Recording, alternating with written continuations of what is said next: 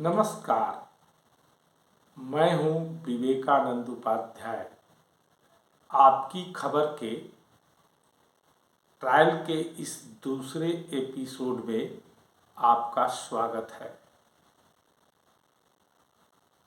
गढ़वा एक शांत जिला के रूप में झारखंड में जाना जाता था।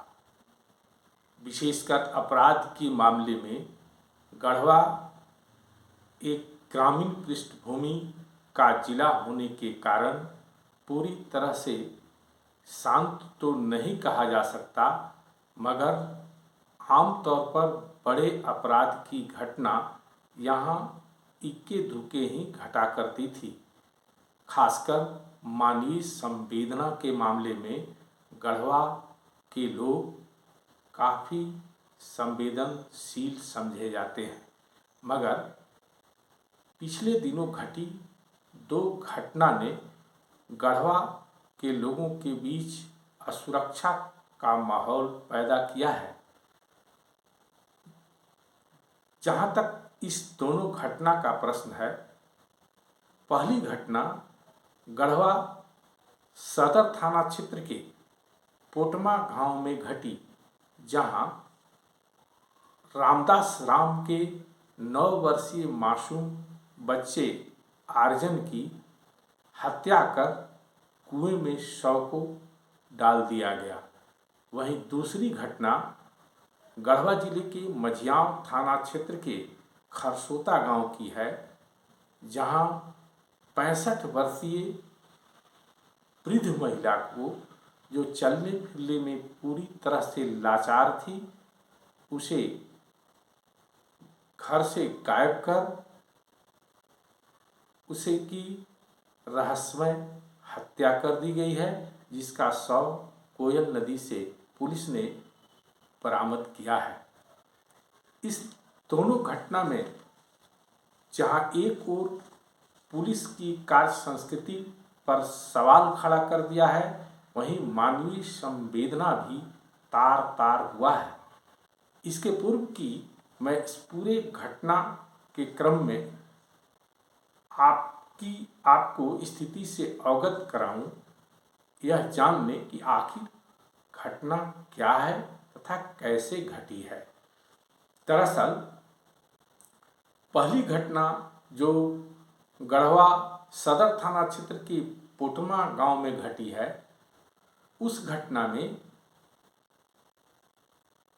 रामदास राम के 9 वर्षीय बच्चे आर्यन को उसके घर से अगवा कर लिया जाता है। अगवा करने के बाद लगभग 1 सप्ताह बाद उसका शव कुएं से बड़े ही विभत्स स्थिति में हत्या कर फेंके जाने के बाद पुलिस ने बरामद किया है। इस घटना में आर्यन के पिता रामदास राम के द्वारा पुलिस से लगातार संपर्क किया गया तथा उसके परिजनों ने पुलिस से अपने अगवा पुत्र को खोजबीन करने के लिए गुहार लगाई, काफ़ी चिरौरी किया। पुलिस ने कुछ हरकत में भी आकर कुछ कार्य किया, जैसे खोजी कुत्ते को लाकर इस मामले को उद्भेदन करने का प्रयास किया। पुलिस अधीक्षक खुद खजरी गांव में गए तथा उस अपहरित बच्चे को बरामद करने का प्रयास किया गया, मगर परिणाम सिफर साबित हुआ। अगवा बच्चा घर तो नहीं लौटा, मगर उसकी लाश कुएं से पुलिस ने बरामद की।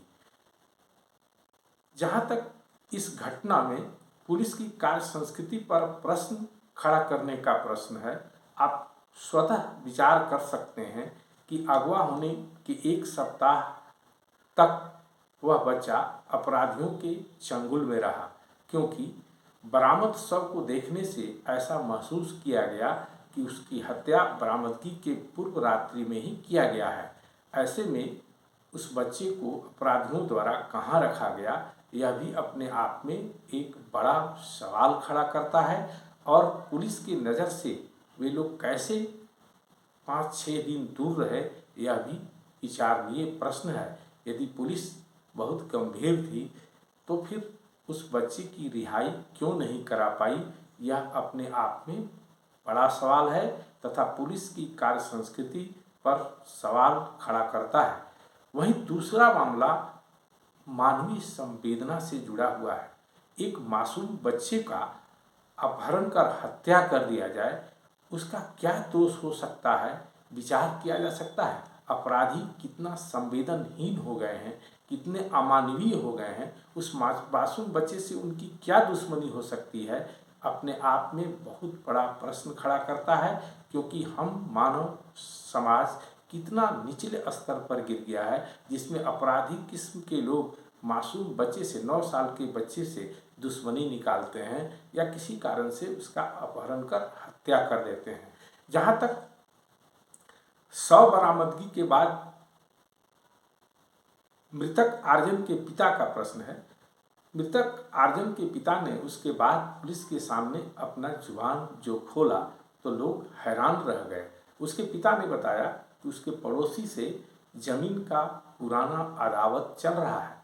उस मामले में पहले भी उसके एक रिश्तेदार की पड़ोसी द्वारा हत्या कर दिया गया था और उसने पूरी तरह से पुलिस को बताया कि वह भयवश अपने बच्चे की अपहरण उसके द्वारा किया गया है, इसका खुलासा नहीं कर पा रहा था, क्योंकि उसके परिजन का पूर्व में ही नक्सलियों के माध्यम से जिस व्यक्ति पड़ोसी से जमीन का विवाद था हत्या करा दिया गया था। उसे भय था कि कहीं ऐसा नहीं कि उसे या उसके पुत्र को हत्या कर दिया गया। उसे भरोसा था कि शायद उसका पुत्र मिल जाएगा, मगर इस खुलासे के बावजूद लाश बरामदगी के 1 सप्ताह बाद भी गढ़वा पुलिस का हाथ खाली है।